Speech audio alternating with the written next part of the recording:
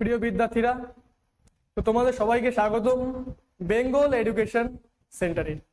তো আজকে আমি যে ভারতীয় সংবিধান আছে সেই সংবিধানের তোমার যে শিডিউল অর্থাৎ তপশিল, তো সেই তপশিল সম্পর্কে আজকে আমরা জানবো। তো তোমাদের জানা আছে, তো আমি আগের ক্লাসে বলেছিলাম যে সংবিধানের শুরুতে কতগুলি ধারা ছিল। সংবিধানের শুরুতে তোমার 395 ধারা ছিল, 8টি তপশিল ছিল এবং 22টি অংশ ছিল। তাহলে তো এটা বলছি কি, দেখো এটা মনে হয় ঐতিহাসিক প্রেক্ষাপটে বলা হয়নি, ঠিক আছে। তোমরা লিখে রাখো যে সংবিধানের শুরুতে তোমার 395টি ধারা ছিল এবং 8টি তপশিল, 22টি অংশ ছিল। এটা সংবিধানের শুরুতে, ঠিক আছে। হ্যাঁ, এটা তোমরা লিখে রাখো। এবং বর্তমানে কিন্তু 490টির বেশি ধারা আছে, তারপর 12টি তপশিল আছে এবং তোমার 25টির বেশি কি 25টি অংশ রয়েছে, ঠিক আছে। তো তোমরা দেখে কি বললাম, তপশিল কি বললাম, তপশিল শিডিউল।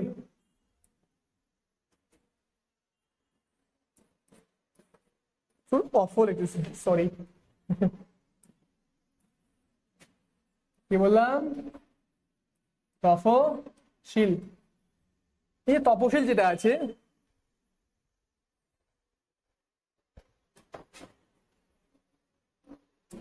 অর্থাৎ শিডিউল, ঠিক আছে।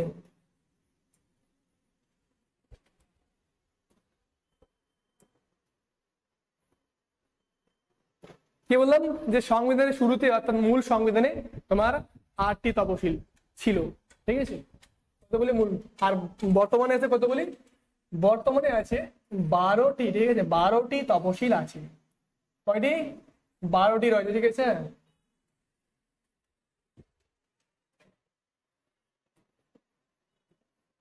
শিডিউল অর্থাৎ তপশিল, ঠিক আছে। এটা তোমরা লিখে রাখো ইংলিশটা।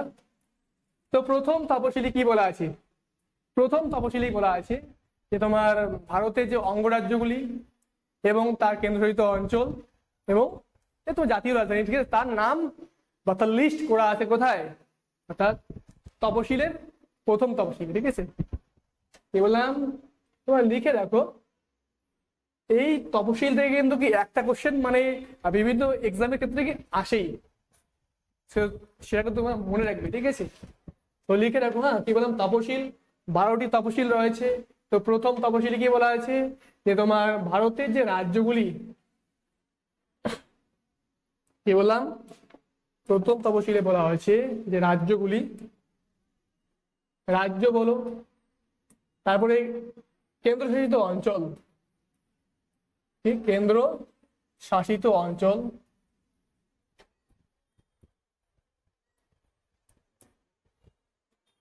অঞ্চলের যে নাম, সেই নামের তালিকা বা লিস্ট বলতে পারো, এটা কি রয়েছে প্রথম তপশিলে।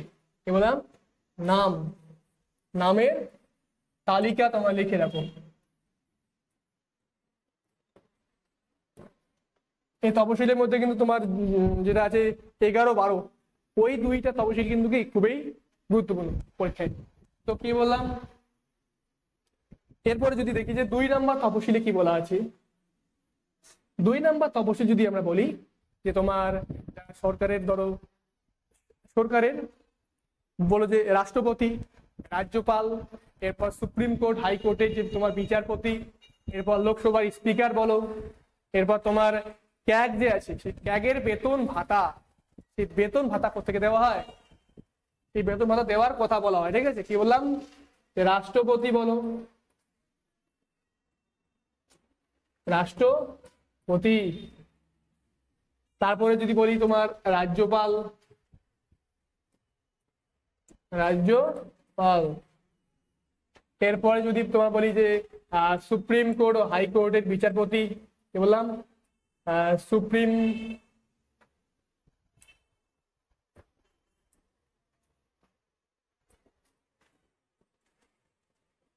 সুপ্রিম কোর্ট ও হাইকোর্টের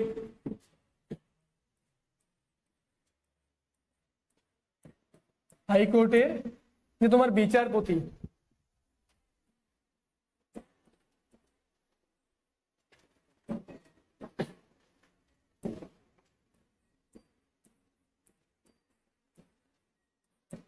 বিচারপতি। এরপর যদি দেখি তোমার লোকসভার স্পিকার ও সহকারী স্পিকার যে আছে, কি বললাম, লোকসভার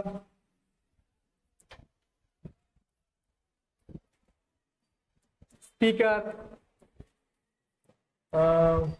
ও সহকারী স্পিকার, সহকারী স্পিকার।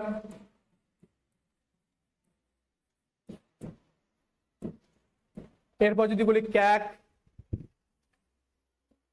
ক্যাকটা তোমার লিখে ঠিক আছে, অর্থাৎ অর্থাৎ কম্পট্রোলার অডিটর জেনারেল, ঠিক আছে, কম্পট্রোলার অডিটর জেনারেল। তার কি বেতন ভাতা, তাদের যে বেতন আছে সেই বেতন ও ভাতার ভাতার কথা কথা বলা হয়, ঠিক আছে, বলা হয়। কত 2 নাম্বার তপশিলি। দেখো তো লিখেলা একটু বড় বড় করে লিখতে, ঠিক আছে, যাতে তোমাদের বুঝতে সুবিধা হয়।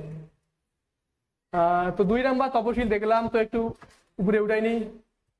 এবার দেখবো আমরা 3 নাম্বার তপশিলি কি বলা হয়েছে।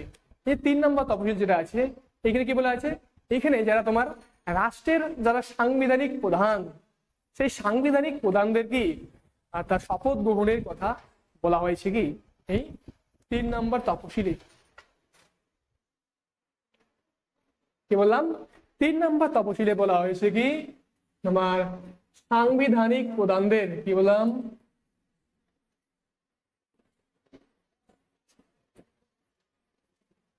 সাংবিধানিক প্রধানের প্রধানদের লিখে নেওয়া, ঠিক আছে, সাংবিধানিক প্রধানের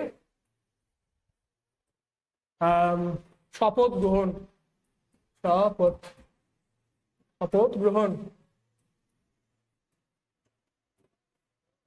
গ্রহণের কথা বলা হয়,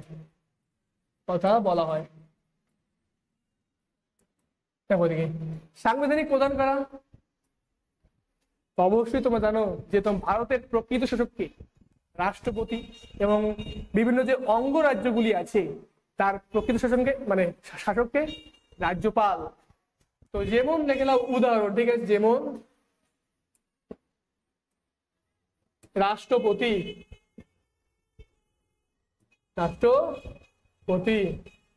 রাষ্ট্রপতি ও রাজ্যপালের কি শপথ গ্রহণ,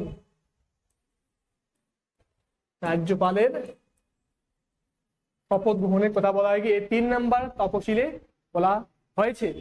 এরপর আমরা দেখে নেবো যে 4 নম্বর তপশিলে কি বলা হয়েছে।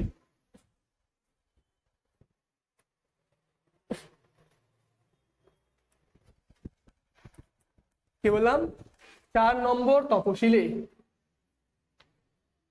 4 নম্বর তপশিলে বলা হয়েছে কি যে রাজ্যসভার তোমার আসন, সেই আসন কতগুলি আছে সে সম্পর্কে বলা আছে, অর্থাৎ রাজ্যসভার আসন বন্টন বা বিন্যাস সে সম্পর্কে বলা হয়েছে। কোথায়, কি বললাম, যে রাজ্যসভার আসন বন্টনের কথা বলা হয়েছে এই 4 নম্বরে।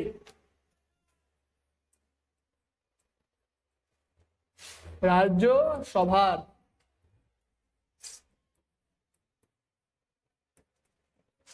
আসন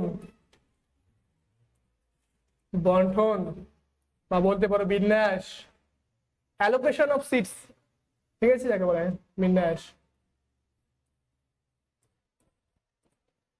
অর্থাৎ কতগুলি সিট রয়েছে বা কতগুলি কোথায় তোমার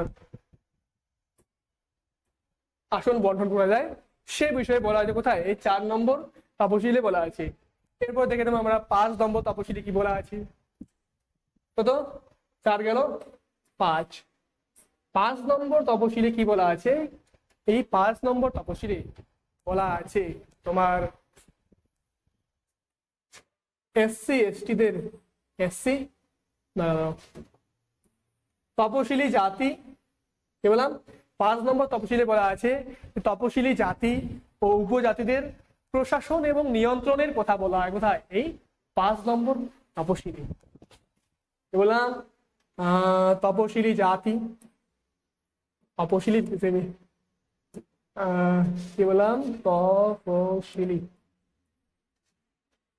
তপশিলি অর্থাৎ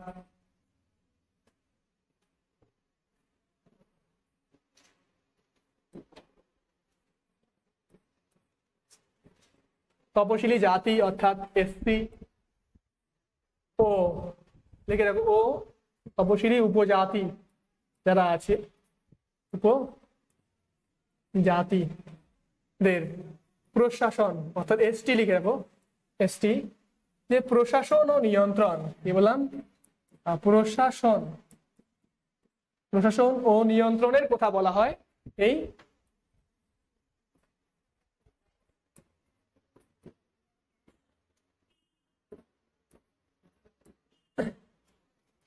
এই 5 নম্বর তপশিলি। ঠিক আছে, তপশিলি জাতি এবং উপজাতিদের প্রশাসন এবং নিয়ন্ত্রণের কথা বলা হয় এই 5 নম্বর তপশিলি, অর্থাৎ এসসি এসটি তে। ঠিক আছে, এরপরে দেখে নাও যে 6 নম্বর তপশিলি কি বলা আছে। দেখো এদিকে 6 নম্বর তপশিলি কি বলা আছে, যে কয়েকটি বিশেষ রাজ্য অর্থাৎ পূর্বের কয়েকটি কি, অর্থাৎ উত্তর পূর্ব ভারতের কয়েকটি যে রাজ্য, সেই রাজ্যের তোমার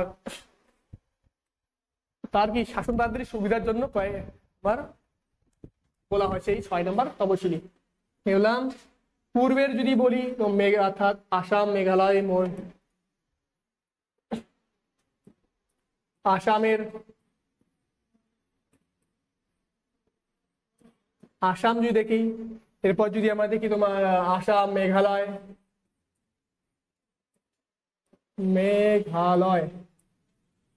এরপর যদি আমরা দেখি তোমার ত্রিপুরা,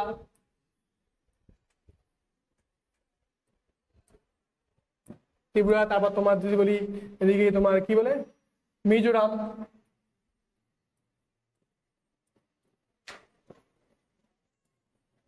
মিজোরামের লিখে না, রামের শাসনতান্ত্রিক, কি বললাম যে 6 নম্বর তপশিলে বলা আছে যে আসাম, মেঘালয়, ত্রিপুরা এবং মিজোরামের শাসনতান্ত্রিক সুবিধার জন্য কথা বলা হয়েছে। ঠিক আছে, মিজোরামের শাসনতান্ত্রিক সুবিধা বা কয়েকটি তাদের জন্য কি বিশেষ সুবিধা রাখা হয়। ঠিক আছে,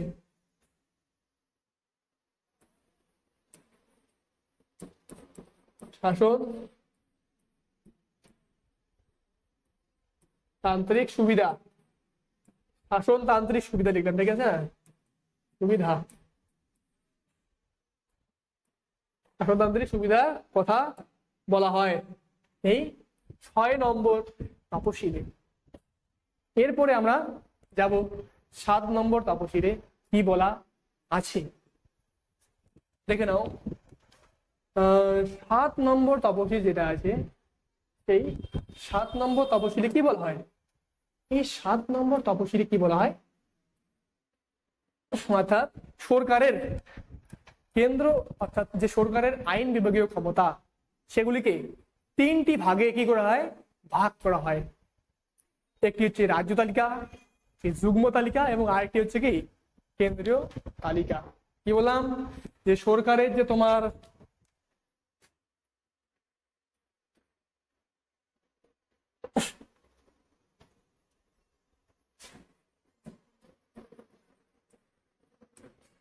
সরকারের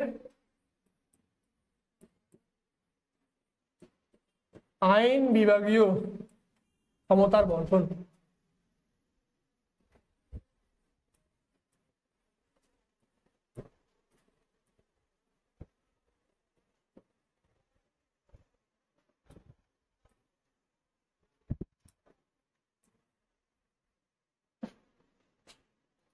এই যে আইন বিভাগীয় ক্ষমতা যেটা আছে এটা কি 3 ভাগে থেকে ভাগ ভাগ করা হয়। ঠিক আছে, অর্থাৎ কি কি বলতো, কি 3টি তালিকায় ভাগ করা হয়।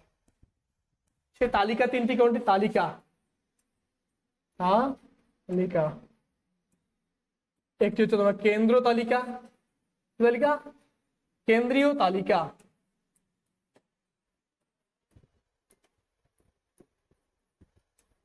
এবং 2 নম্বর হচ্ছে কি, এটা লিখে রাখবো 1 নম্বর। ঠিক আছে, কেন্দ্রীয় তালিকা, রাজ্য তালিকা। কোন তালিকা? রাজ্য তালিকা।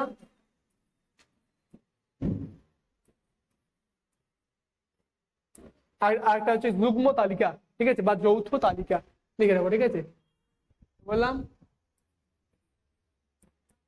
যুগ্ম, তা বলতে পারো যে যৌথ তালিকার কথা বলা হয়, যৌথ তালিকা।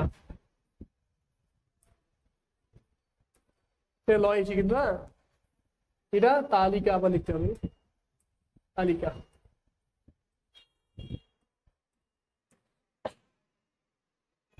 তো এরপরে আমরা নেক্সট দেখে নেব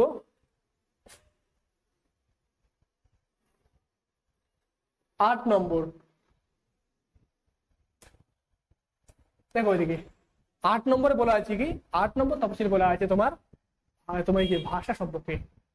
বললাম 8 নম্বর তফসিলে বলা আছে ভাষা সম্পর্কে। 8 নম্বর ভাষা সম্পর্কে বলা আছে, বলা ভাষা সম্পর্কে, ঠিক আছে। দেখো এদিকে তোমাদের মনে রাখতে হবে যে তোমার সংবিধানের শুরুতে 14টি সরকারি ভাষা ছিল এবং বর্তমানে তোমার 22টি রয়েছে। তোমার কি সংবিধানের মূল সংবিধানে লিখে রাখো সরকারি ভাষা। দেখো ভারতের দিকে ভারতের অনেকগুলি রয়েছে রাজ্য, এখানে কিন্তু কি বিভিন্ন অঞ্চলে বিভিন্ন ভাষা রয়েছে। তার মধ্যে কি যে মূল সংবিধানে সরকারি যে ভাষা ছিল কয়টি? 14টি ভাষা। কয়টি ভাষা? 14টি, ঠিক আছে, সরকারি ভাষা। সরকারি ভাষা তোমরা লিখে রাখো কয়টি? 14টি ছিল, ছিল কিন্তু এটা আগে, ঠিক আছে। বর্তমান যদি আমরা দেখি যে বর্তমানে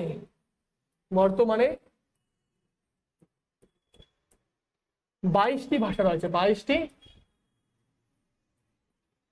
অফিসিয়াল ল্যাঙ্গুয়েজ যাকে বলে, 22টি অফিসিয়াল ল্যাঙ্গুয়েজ বা সরকারি ভাষা রয়েছে।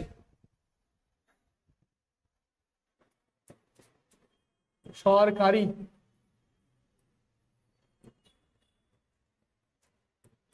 ভাষা আছে। এরপর যদি আমরা দেখি যে পরে দেখো এদিকে তো বাকি ভাষা কোনগুলি, যেমন তোমার এখানে দেখো না একটা জিনিস যে এক্সামে আসে যে 15তম ভাষা কোনটি, ঠিক আছে। তো লিখে রাখো যে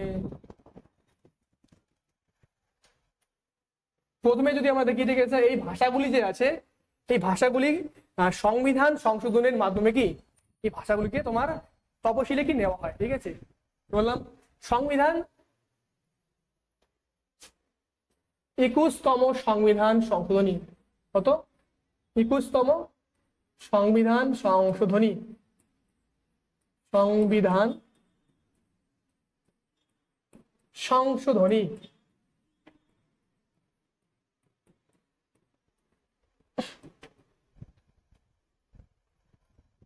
1966-তে 15তম, লিখে রাখবো যে 15তম ভাষা, 15তম ভাষা যে আছে 21তম সংবিধান সংশোধনী 1966 সালে 15তম ভাষা হিসেবে কি আমার সিন্ধি ভাষা। কোন ভাষা? সিন্ধি। সিন্ধি ভাষাকে যুক্ত করা হয়, ঠিক আছে। এরপরে আমরা দেখবো যে 71তম সংবিধান সংশোধনের মাধ্যমে আর 3টি ভাষাকে যুক্ত করা হয়। কত? 71তম সংবিধান সংশোধনীতে এটা আমি লিখলাম না, তোমার লিখে নেবে 1992 সালে, ঠিক আছে। কোন কোন ভাষা? মণিপুরি, এরপর যদি আমরা বলি যে কোঙ্কনি, কয়কার ইয় ক, ঠিক আছে, কোঙ্কনি ও নেপালি ভাষা। কি বললাম? নেপালি,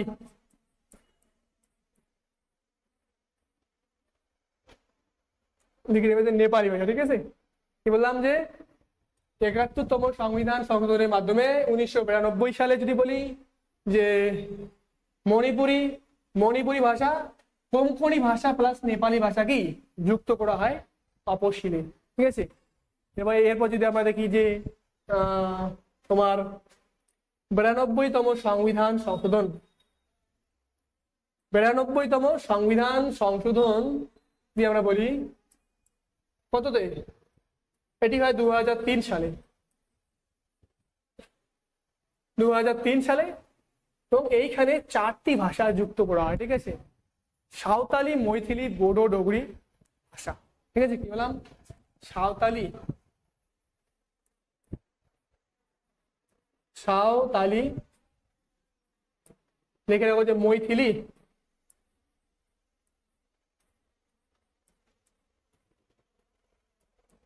মৈথিলি এবং বোডো, বোডো ভাষা, ঠিক আছে, বোডো, ঠিক আছে, বোডো লিখে নাও, বোডো এবং ডোগরি, লাস্ট যেটা আছে ডোগরি ভাষা।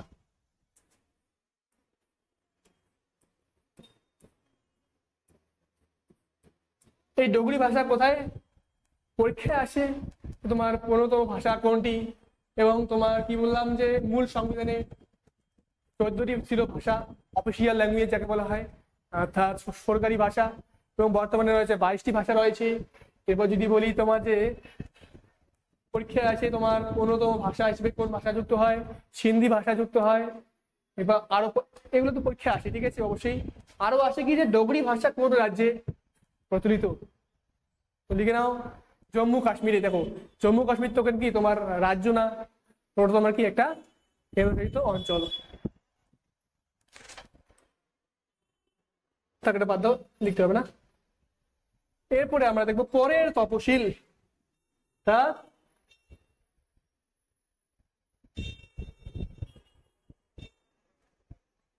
১৯৫১। ইয়েস।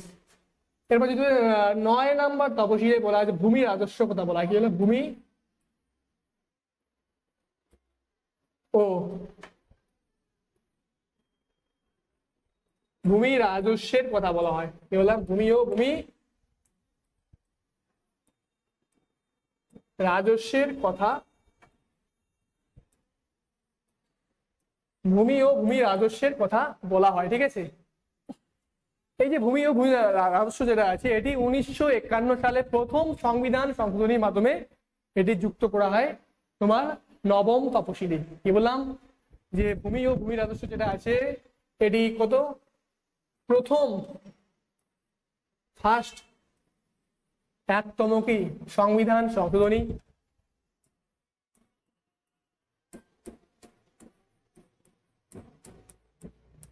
সংবিধান সংশোধনী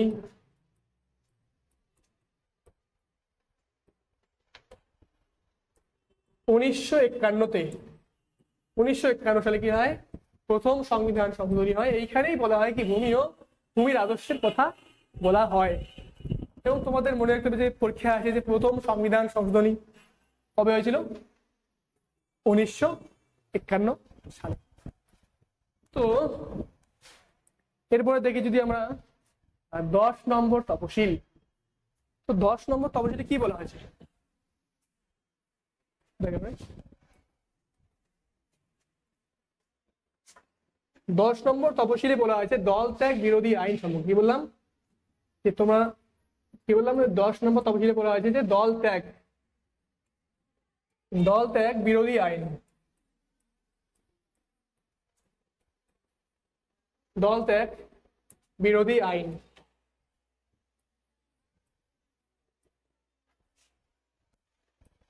এটি কবে হয়েছিল? যে দল ত্যাগ বিরোধী আইন যেটা আছে এটি তোমার ১৯৮৫-তে হয়েছিল। কবে? ১৯৮৫ সালে হয়েছিল। এটি ৫২তম সংবিধান সংশোধনীর মাধ্যমে। কি বললাম যে ৫২তম সংবিধান সংশোধনীর মাধ্যমে 1985 সালে এই যে দল ত্যাগ বিরোধী আইন, এই দল ত্যাগ বিরোধী আইন মানে ভারতীয় সংবিধানে যে তোমার তপশিলে যুক্ত করা হয়েছে। ঠিক আছে, কি বললাম 1985 সালে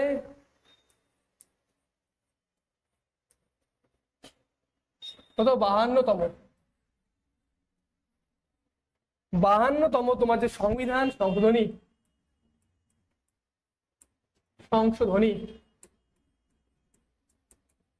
সেই 52তম সংবিধান সংশোধনীতে এই তোমার কি বললাম দল ত্যাগ বিরোধী আইন যেটা আছে এই আইনটি তপশিলে যুক্ত করা হয়েছে 52তম সংবিধান তপশিলে 1985 সালে। ঠিক আছে, তো পরীক্ষা ওটাই এসে যে তোমার দল ত্যাগ বিরোধী আইন কবে যুক্ত করা হয় বা কোন তপশিলে 52তম সংবিধান সংশোধনীতে 10 নম্বর তপশিলে 1985 সালে। ঠিক আছে, এরপর আমরা দেখি সর্বশেষ যে তোমার দুইটা রয়েছে সংবিধান সংশোধনী তপশিল বা শিডিউল, ওই দাঁড়াও তোমরা 10-11 ঠিক আছে, দেখো এদিকে কি বললাম যে 11তম শিডিউলে কি বলা আছে, এইখানে বলা আছে তোমার পঞ্চায়েতি রাজ ব্যবস্থা সম্পর্কে বলা আছে। কি বললাম পঞ্চায়েতি রাজ যেটা ব্যবস্থা আছে সেই পঞ্চায়েতি রাজের কথা বলা আছে কোথায়, এই পঞ্চায়েত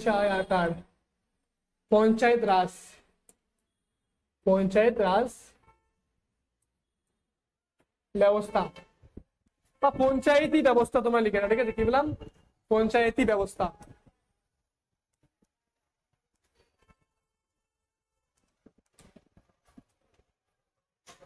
পঞ্চায়েতের যে ব্যবস্থা আছে সেই পঞ্চায়েতের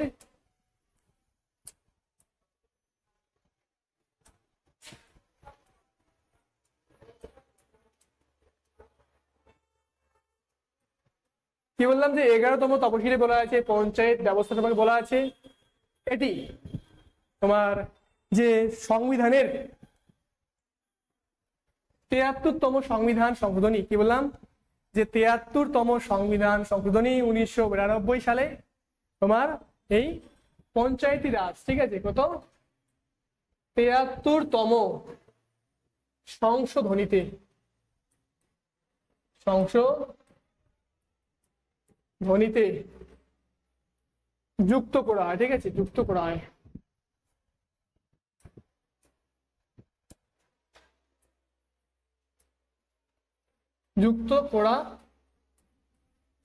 হয়। দেখো এদিকে তো পরীক্ষায় ওটাই আছে যে তোমার 73তম সংবিধান সংশোধনী কবে হয়। ঠিক আছে, তো এটা তোমরা একটা জিনিস মনে রাখবে যে তোমার 71, 72 এবং 73, 74, ঠিক আছে, হ্যাঁ এই 74 পর্যন্ত এই 4টি সংবিধান সংশোধনী যেটা আছে মানে এই 4টি পরীক্ষা আছে যে কবে হয়েছিল, যে মনে রাখবে যে 1992 সালে এই তোমার 71, 72, 73 এবং 74 এই কয়েকটি সংবিধান সংশোধনী হয়েছিল। তো আরেকবার বলি, ঠিক আছে, যে 11তম তপশিলে বলা আছে পঞ্চায়েত ব্যবস্থার কথা বলা আছে। 73তম সংবিধান সংশোধনী যুক্ত করা হয় কবে 1992 সালে বা খ্রিস্টাব্দে তোমরা বলতে পারো। ঠিক আছে, কত 1992 সালে। এবং মনে রাখবে যে এইখানে কতগুলি বিষয়ের কথা বলা হয়, তো এইখানে 29টি বিষয়ের কথা বলা। ঠিক আছে, বিষয় কতগুলি 29টি বিষয়ের কথা বলা হয় এই তোমার পঞ্চায়েত রাজ ব্যবস্থায় যেটা যুক্ত করা হয়। তো এরপরে আমরা নেক্সট দেবো কি তোমার যে 12তম তপশিলে, 12 নম্বর তপশিল। 12 নম্বর তপশিলে কি বলা আছে তোমার যে পৌরসভা সম্পর্কে, কি বললাম পৌরসভা, ঠিক আছে। তো পৌরসভা সম্পর্কে বলা আছে কত 12 নম্বর তপশিলে। এইখানে তোমার যদি বলি যে 74তম সংবিধান সংশোধন হয় 1992 সালে এইখানে আবার 18টি বিষয় কি ছিল বা আছে। কি বললাম, পৌরসভা সম্পর্কে বলা হয় 12 নম্বর তফসিলে 74তম সংশোধনী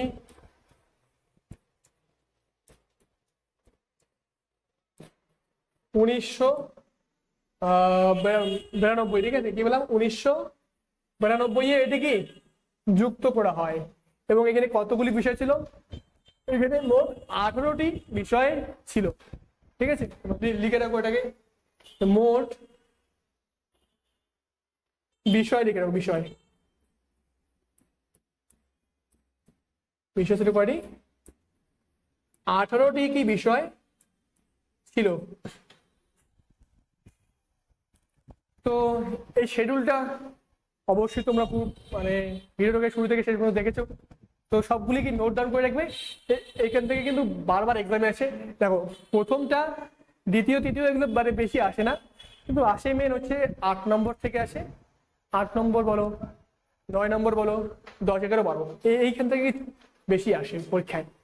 ধরো সামনে কি পশ্চিমবঙ্গে যেগুলো পরীক্ষা আছে, এসআই পরীক্ষা আছে, ডাব্লিউবি, কেপি, কনস্টেবলের, ঠিক আছে। তো অবশ্যই তোমরা সবগুলোকে নোট ডাউন করে রাখবে, এবং এগুলো বিভিন্ন পরীক্ষার ক্ষেত্রেও কি খুবই গুরুত্বপূর্ণ। তো দেখা হবে নেক্সট ভিডিওতে। অবশ্যই জয় হিন্দ, জয় ভারত।